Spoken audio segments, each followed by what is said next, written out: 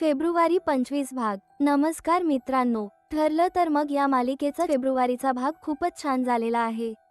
मधुभाऊंना जोशी वकिलांचे सत्य समजेल का, ते आजच्या भागात कळणार आहे, त्यामुळे व्हिडिओ शेवटपर्यंत नक्की पहा. आजच्या भागाची सुरुवात होते अश्विनपासून. तो तिथे येतो आणि विचारतो, तन्वी आली होती का? कल्पना म्हणते हो, आली होती, परंतु जाऊ दे, आज काय झालं ते मला आठवायचं सुद्धा नाही. अश्विन म्हणतो, तिला पुन्हा या घरात काही त्रास झाला का? अश्विन म्हणतो, पुढचे काही दिवस आपल्याला तन्वीशी बोलताना खूप काळजी घ्यावी लागेल. मानसिक अवस्था खूप नाजूक आहे, ती खूप निराश झाली आहे. पूर्णा आजी म्हणते, आपणच तिच्या पाठीमागे खंबीर उभा राहिलं पाहिजे. कल्पना सायलीला टोमणा मारून म्हणते कोणी कसेही वागलं तरी आपण तन्वी सोबत उभा राहू. आपल्या दुर्दैव म्हणून ती आपली सून नाही होऊ शकली, परंतु ती मला माझ्या मुलीसारखीच आहे. सायली हे सगळं ऐकत असते. तुमचं बोलणं ऐकून सायलीला वाईट वाटतं आणि ती रडत आतमध्ये निघून जाते. तेवढ्यात तिथे अर्जुन सुद्धा येतो आणि तो सरळ खोलीत जाण्यासाठी निघतो. पूर्णा आजी म्हणते, याची तर मनमानी चालूच आहे. दिवसभर याची बायको मनमानी करत असते आणि हा जाईल बायकोच्या मागे पुढे करायला. अर्जुन हसत म्हणतो, आजी बघ माझ्या बायकोला किती मी काम असतं. तू एक काम कर, तिने केलेल्या सगळ्यात चुका तू एका कागदावर लिहून ठेव, नाहीतर मी तुला डायरी आणून देतो, त्यात सगळं लिही. दिवसाच्या साधारण 50 कंप्लेंट तर असतीलच. तेवढ्यात अश्विन म्हणतो, दादा तू इथे सुद्धा मस्करी करत आहेस? अर्जुन म्हणतो, अजिबात नाही. असं म्हणत होता तडक रूम मध्ये येतो. सायली कपड्याच्या घड्या घालत असते. तिचा पडलेला चेहरा पाहून अर्जुन म्हणतो, काय झालं आहे? सायली मध्ये काही नाही. अर्जुन म्हणतो, बर जाऊ दे, चला आपल्याला कुठेतरी जायचं आहे. सायली मध्ये कुठे? अर्जुन म्हणतो, आपल्याला मधुभाऊकडे जायचं आहे आणि मला एक पुरावा मिळाला आहे, चला लवकर. असं म्हणून तो तिचा हात धरून खाली घेऊन येतो. ते दोघे खाली येत असतात. तेवढ्यात पूर्णा आजी म्हणते, झाली का चुगली करून? नवरा आल्याबरोबर हिने गळा काढला असणार की मला स्वयंपाकघरात सुद्धा येऊ दिले नाही म्हणून. कल्पना म्हणते, आणि आता म्हणाली असेल आपण जेवायला बाहेरच जाऊया. अर्जुन म्हणतो, माझ्या बायकोने मला काही सांगितलं नाही आणि आता मला तुमच्याकडून कळत आहे की तिला पूर्ण दिवसात स्वयंपाकघरात जायला मिळाले नाही. पण चांगलं झालं, आता मी माझ्या बायकोसोबत छान डिनर करू शकेल. असं म्हणून तो सायलीला घेऊन घराबाहेर पडतो. इकडे प्रिया संतापाने फणफणत असते. सायलीने तिचा केलेला अपमान तिला आठवत असतो. तन्वी म्हणते, काहीही करून मला सुभेदार घरात शिरायला हवं, म्हणजे या सायलीचा माज उतरेल. पण काय करू मी, याचा विचार ती करत असते. तेवढ्यात तिला आयडिया सुचते आणि ती अश्विनला मेसेज पाठवते. त्या मेसेजमध्ये लिहिलेलं असतं की मी जर आत्ताच जीव दिला तर या सगळ्या त्रासातून माझी सुटका होईल. अश्विन तो मेसेज वाचतो आणि घाबरून जातो. तो लगेच तन्वीला कॉल करतो. तन्वी त्याचा कॉल उचलते आणि रडण्याचा नाटक करते. अश्विन म्हणतो, हा काय वेडेपणा लावला आहेस तू? तन्वी म्हणते, मग काय करू मी, माझ्या डोक्यातले विचार थांबत नाहीत. असं वाटतंय मला वेड लागणारे आता. अश्विन, मला सांग, मी इतकी वाईट आहे का? मीच राहिले नाही तर सगळ्या गोष्टी संपतील. अश्विनी तिला रागावतो आणि म्हणतो, बास झालं, आता पुन्हा जीव द्यायच्या गोष्टी केल्यास तर बघ, तुला शपथ आहे माझी. तन्वी म्हणते, अश्विन फक्त तुलाच मायची काळजी आहे, तुझ्या शब्दाखातर मी नाही जीव देणार. अश्विन म्हणतो, मनात कसलेही विचार आणू नकोस. तन्वी ठीक आहे म्हणून फोन ठेवते आणि म्हणते, मी याच्यासमोर थोडासा जरी गळा काढला ना की हा लगेच धावत येतो. मला खात्री आहे जेव्हा देव अक्कल वाटत होता ना तेव्हा सगळे सुभेदार डायनिंग टेबलवर बसून पोहे खात होते. इकडे कुसुमताई मधुभाऊंना औषध देत असते. तेवढ्यात तिथे सायली आणि अर्जुन येतात. कुसुम म्हणते, तिथेच थांबा, मी दृष्ट काढण्यासाठी भाकर तुकडा घेऊन येते. ती लगेच सायली आणि अर्जुनची दृष्ट काढते. मग सायली आणि अर्जुन आतमध्ये येतात. अर्जुन म्हणतो, मधुभाऊंचे सगळे प्रॉब्लेम आता संपणार आहेत. मधुभाऊ म्हणतात, मला केसबद्दल काहीही ऐकायचं नाही. सायली म्हणते, थांबा मधुभाऊ, यांना तुमच्याशी बोलायचं आहे आणि ते तुमच्या फायद्याचं आहे. मग मधुभाऊ खाली बसतात. अर्जुन म्हणतो, मला माहीत आहे तुमचा माझ्यावर विश्वास नाही, म्हणून मी पुरावा सोबतच घेऊन आलेलो आहे. असं म्हणून अर्जुन खिशातून मोबाईल काढून संपूर्ण रेकॉर्डिंग मधुभाऊंना दाखवतो. त्या व्हिडिओमध्ये स्पष्ट उल्लेख असतो की जोशी वकील म्हणतो, मी मधुभाऊंना जेलमध्ये टाकणार. व्हिडिओ पाहून मधुभाऊंना धक्का बसतो. मधुभाऊ म्हणतात, हे सगळे भयंकर आहे. अर्जुन म्हणतो, जोशीला महिपतने तुमच्याकडे पाठवलं होतं. सायली म्हणते, मधुभाऊ जोशी वकील स्वतःहून तुमच्याकडे आला. खरं तर हा तुमच्यासाठी लावलेला सापळा होता, म्हणून तर तो तुम्हाला चुकीचे सल्ले देत आहे. कुसुम म्हणते, मला हे सायलीने आधीच सांगितलं होतं, परंतु पुरावा नसल्यामुळे तुम्हाला हे सगळं खरं वाटलं नसतं. अर्जुन म्हणतो, तुम्हाला आता तरी पटत आहे ना? मधुभाऊ रागाने उठतात आणि म्हणतात, हा जोशी एवढा नीच असेल असं मला वाटत नव्हतं. मी आता जाऊन त्याला जाब विचारतो. अर्जुन त्यांना थांबवतो. सायली म्हणते, तुम्ही असं काहीही करायचं नाही. मी आधी सारखंच त्याच्याशी चांगलं वागत राहायचं, विश्वास असल्यासारखं नाटक करायचं. अर्जुन म्हणतो, महिपत खूप हुशार माणूस आहे. त्याला थोडी जरी शंका आली तरी तो उलटा डाव खेळेल, पण आपण असं होऊ द्यायचं नाही. मधुभाऊ म्हणतात, हे सगळं माझ्या कल्पने पलीकडचं आहे. सायली म्हणते, तुम्ही अजिबात काळजी करू नका, फक्त हे सांगतील तेवढं ऐका. अर्जुन म्हणतो, तुम्ही जोशीला सांगा की मी सही करायला जात नाही, परंतु नियमितपणे जाऊन सही करा. सायली म्हणते, आपल्याला हे सर्व खूप सावधगिरी बाळगून करावं लागणार आहे, कारण महिपत त्याच्या मुलीला वाचवण्यासाठी काय काय करू शकतो हे आपण पाहिलं आहे. अर्जुन म्हणतो, आता मधुभाऊंना कोणीही फसवू शकत नाही. तुम्ही आता कसलेही टेन्शन घेऊ नका, फक्त दररोज जाऊन सही करा. आता आम्ही निघतो. तेवढ्यात मधुभाऊ म्हणतात, थांबा जावई बापू, तुमचा चांगुलपणा मला माहीत नव्हता. असं नाही, परंतु रागाच्या भरात मी तुमच्याशी वाटेल ते बोललो. तुम्ही मला समजावण्याचा प्रयत्न करत होतात, परंतु मी ऐकलं नाही. परंतु हे सगळं विसरून तुम्ही मदतीसाठी धावून आलात. नाहीतर त्या जोशी वकिलाने मला जन्मठेप नाही तर फाशी नक्कीच दिली असती. मधुभाऊ रडत म्हणतात, मी खूप चुकीचा वागलेलो आहे, जमलंच तर मला माफ करा. असं म्हणून ते हात जोडतात. अर्जुन म्हणतो, प्लीज असं करू नका, मी तुमच्या मुलासारखाच आहे. तुम्हाला निर्दोष सोडवणं ही माझी जबाबदारी आहे आणि ती मी पार पाडणारच होतो. आता फक्त तुमचा आशीर्वाद हवा आहे. असं म्हणून तो मधुभाऊच्या पाया पडतो. मधुभाऊ हसत म्हणतात, कुसुम, लग्नानंतर माझी मुलगी पहिल्यांदा माहेरी आली आहे. तिची ओटी नाही भरणार का तू?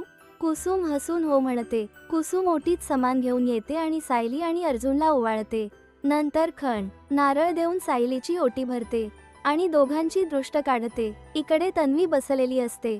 सुमन तिला ब्रेकफास्ट आणून देते. तन्वी घास घेते आणि म्हणते, हे काय आहे? या घरात एक तरी गोष्ट मला गरम गरम मिळणार आहे का? सुमन म्हणते, मी गरम करून आणते. परंतु प्रतिमा म्हणते की थांब सुमन. प्रतिमा तन्वीला म्हणते की तन्वी, मी 2-3 दिवस झाले पाहत आहे, तुझ्या भावनांवर ताबा राहिला नाही. मध्येच चिडतेस, मध्येच राहण्यासारखी वागतेस. काय चाललंय काय तुझ्या मनात? तन्वी उसळून रागाने म्हणते, आई, तू तर काही बोलूच नकोस. माझ्यावर जे काही वेळ आली आहे ती फक्त तुझ्यामुळे आली आहे. सुमन म्हणते, तन्वी, इतका कडवटपणा बरा नाही. तन्वी म्हणते, परंतु जे काही झाले त्यानंतर मी गोडवा आणू कुठून? तरीही मी सगळं विसरण्याचा प्रयत्न करते आणि माझ्या आईने माझं आयुष्य उद्ध्वस्त केलंय हे सत्य बदलणार नाही. प्रतिमा म्हणते, मी तुझं आयुष्य उद्ध्वस्त होता वाचवले आहे. भानावर ये तन्वी, एवढे सगळे होऊन सुद्धा तुला कळत नाही. नात्यासाठी प्रेम महत्वाचं असतं. आणि प्रतिमा तिथून निघून जाते. तन्वीला लगेच सायलीने बोललेले शब्द आठवतात आणि ती मनात विचार करते की या मायलेकीची नाळ काही केल्या तुटत नाही. मला लवकरात लवकर काहीतरी करायला हवं. इकडे रात्री अर्जुन काम करत असतो. सायली त्याच्याकडे पाहत असते. ती मनात विचार करते की हे मधुभाऊंसाठी नव्या जोमाने कामाला लागले आहेत. आता मधुभाऊ लवकरच सुटतील. सायली अर्जुनच्या जवळ जाते आणि म्हणते, मघापासून तुम्ही कामात आहात, थकला असाल, म्हणून ती अर्जुनला मसाज देऊ लागते. अर्जुन तिचा हात पकडतो आणि उठून म्हणतो, माझी बायको जर एवढा छान हेड मसाज देणार असेल तर आज कामाला सुट्टी. परंतु सायली हात सोडवते आणि म्हणते, मला तर काम आहे. असं म्हणून ती दूर जाऊ लागते आणि एक एक काम सांगत मागे सरकायला लागते. अर्जुन तिच्या रोखाने येतो आणि म्हणतो, ते सगळं काम बाजूला राहू द्या, आणि तिच्या एकदम जवळ येतो. परंतु सायली लगेच दूर होते आणि हसायला लागते. अर्जुनचा चांगलाच पोपट होतो आणि या भागाचा इथेच शेवट होतो. पुढे काय घडणार ते पाहूया नंतरच्या भागात. सायली सुभेदारांचे मन जिंकू शकेल का हे देखील पुढे आपल्याला समजेल. व्हिडिओ जर आवडला असेल तर व्हिडिओला लाईक करा. February 24 review. नमस्कार मित्रांनो, ठरलं तर मग या मालिकेचा 24 फेब्रुवारीचा भाग खूपच छान झालेला आहे. मधुभाऊंना जोशी वकिलांचे सत्य समजेल का ते आजच्या भागात कळणार आहे, त्यामुळे व्हिडिओ शेवटपर्यंत नक्की पहा. आजच्या भागाची सुरुवात होते प्रियापासून. प्रिया सुभेदारांच्या घरी येते. समोर सायली उभी असते. सायली आनंदाने तिचं स्वागत करते. तेवढ्यात प्रतिमा सुद्धा तिथे येते. प्रतिमाला पाहून सायलीला आनंद होतो. सायली प्रतिमाच्या पाया होऊन तिचं स्वागत करते. तेवढ्यात कल्पना तिथे येते. तन्वीला पाहून ती आनंदित होते. कल्पना त्यांना म्हणते, झालं तुम्ही आलात. तन्वी लगेच म्हणते, जाऊ दे मामी, सायलीमुळे आपल्यात दुरावा यायला नको. बाबा तर प्रचंड संतापले आहेत. शेवटी मीच त्यांना समजावलं. आईला सुभेदारांकडे जाऊ द्या, तिचं माहेर तोडू नका. कल्पना म्हणते, तन्वी तुझं मन किती मोठं आहे बाळा. आम्हाला वाटलं की तू आता आयुष्यात कधीच आमच्याशी बोलणार नाहीस, परंतु तू सगळं विसरून आम्हाला भेटायला आलीस. सायली लगेच किचनमध्ये येऊन चहा बनवायला लागते. तिथे तन्वी सुद्धा येते. ती सायलीला म्हणते, मला वाटलं तुला या घरात मोलकरणीचा तरी दर्जा असेल, परंतु तेवढाही तुला नाही. सायली म्हणते, आमच्या घरामध्ये कोणाची जागा कुठे आहे ते आम्ही पाहून घेऊ. तन्वी म्हणजे तुझी लायकीच नाही हे बोलायची. आधी तर कल्पना मामी तरी तुझ्या बाजूने होती, आता तर ती सुद्धा तुझ्या विरोधात आहे. सगळे तुझा तिरस्कार करतात आणि हा तिरस्कार कमी होणार नाही, तो वाढत जाणार आणि याची जबाबदारी मी घेते. नंतर ती सायलीला म्हणते, माझा हात धर. सायलीला कळत नाही ती काय बोलत आहे.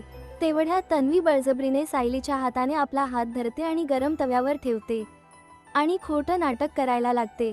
ती जोरात ओरडून म्हणते, सायली माझा हात सोड. मामी, आई, लवकर या, असं ती जोर जोरात ओरडायला लागते. तिच्या आवाजाने कल्पना प्रतिमा दोघेही किचनमध्ये येतात. तन्वी म्हणते, मामी, सायलीने माझा हात धरून या गरम तव्यावरती ठेवला, किती भाजला आहे माझा हात पहा. सायली लगेच प्रियाला म्हणते, खरोखरच माझं चुकलं. तू माझ्या नवऱ्यावर हक्क दाखवलास म्हणून माझा राग अनावर झाला आणि म्हणून मी प्रियाचा हात तव्यावर ठेवला, मला माफ करा. प्रिया सायलीच बोलणं ऐकून चकित होते. कल्पना म्हणते, अशीच आहे ही, आधी चुका करायच्या आणि नंतर माफी मागत बसायच. सायली पुढे म्हणते, आई, प्रियाला या घरामध्ये योग्य मान मिळेल याची खात्री मी घेईल. तू जेव्हा जाशील ना तेव्हा तुला घराबाहेर मीच सोडायला येईल. तन्वी चिडून म्हणते, मला तुझ्या सोबत कुठेही यायचं नाही. सायली लगेच प्रियाला म्हणते, प्रिया चल आपण निघू, आणि तिला घेऊन बाहेर यायला लागते. प्रिया हळूच सायलीला म्हणते, हे काय नाटक लावलं आहेस तू. सायली म्हणते, चल तुला सांगते. असं म्हणून सायली प्रियाला बाहेर घेऊन येते. बाहेर आल्यावर ती प्रियाला ढकलून खाली पाडते. काही कळण्याच्या आत प्रिया खाली पडते. सायली तिला उठवून म्हणते, तुझ्या नीच स्वभावामुळे तू अशीच तोंडावर पडणार आहेस. प्रिया म्हणते, माझ्या अर्जुनला जाळ्यात ओढलंस म्हणून जास्त माज करू नको. सायली म्हणते, ते तुझे कधीच नव्हते आणि कधीच नसतील, आणि एवढं सगळं झाल्यावर तुला कळायला हवं की नाती जबरदस्तीने जोडता येत नाहीत, त्यासाठी प्रेम लागतं. आणि सुभेदारांची सून या नात्याने तुला सांगते, इथून निघ आणि पुन्हा परत इथे येऊ नको. प्रिया म्हणते, स्वतःला जास्त शहाणी समजतेस का, पण हा विषय इथे संपत नाही, या ना त्या कारणाने मी इथे येत राहील. असं म्हणून प्रिया तिथून निघून जाते. इकडे जोशी अर्जुनचं बोलणं ऐकत बसलेला असतो. त्या माणसाला सगळं सांगून अर्जुन तिथून निघून जातो. तो गेल्यावर जोशी लगेचच त्या माणसाकडे जातो आणि त्या माणसाला म्हणतो, तुम्ही अर्जुन सुभेदार सोबत बोलत होता ना, तो एक नंबरचा फ्रॉड माणूस आहे. मी तुम्हाला एका माणसाबद्दल सांगतो, तुम्ही फक्त अर्जुन सुभेदाराच्या अवैध डीलबद्दल त्या माणसाला सांगा, तो तुम्हाला खूप पैसे देईल. असं म्हणून जोशी महिपतला कॉल करतो आणि बोलावून घेतो आणि त्या माणसाला बसवून घेतो. ही सगळं अर्जुन तिकडून पाहत असतो आणि प्लॅन प्रमाणे पुढची कारवाई करत असतो. तो वेटरला बोलावतो आणि त्याच्या हातात एक फ्लॉवर पॉट देऊन म्हणतो, हा फ्लॉवर पॉट त्या जोशी वकिलाच्या टेबलवर ठेव. वेटर ठीक आहे म्हणतो आणि जाऊन त्या टेबलवरचा फ्लॉवर पॉट बदलून अर्जुनने दिलेला फ्लॉवर पॉट ठेवतो. महिपत म्हणतो, मी तुम्हाला खुश करेल, परंतु त्या अर्जुन सुभेदाराचे काय अवैध प्रॉपर्टी आहे त्याचे बारीक सारीक डिटेल्स आम्हाला येऊन सांगा. तो माणूस ती पैशाने भरलेली सुटकेस उचलतो आणि म्हणतो, ठीक आहे, मी सगळी माहिती तुम्हाला येऊन सांगेन, आणि तो तिथून निघून जातो. इकडे अर्जुन ऑफिसमध्ये बसून महिपत आणि जोशीचे झालेले रेकॉर्डिंग पाहत असतो. चैतन्य आणि अर्जुन महिपतच बोलणं ऐकून हसत असतात आणि या भागाचा इथेच शेवट होतो. पुढे काय घडणार ते पाहूया नंतरच्या भागात. सायली सुभेदारांचे मन जिंकू शकेल का हे देखील पुढे आपल्याला समजेल. व्हिडिओ जर आवडला असेल तर व्हिडिओला लाईक करा आणि चॅनलला नक्की सबस्क्राईब करा. धमाकेदार बातमी कळली आहे. अर्जुन सुभेदारची कुठेतरी अवैध प्रॉपर्टी आहे. हॉटेल किंवा मॉल बांधता येईल एवढी मोठी प्रॉपर्टी आहे. तो ती सगळी प्रॉपर्टी विकणार आहे आणि त्यासाठी लागणारे पेपर सुद्धा मॅनेज करणार आहे. तुम्ही आता या बातमीचा फायदा उठवा.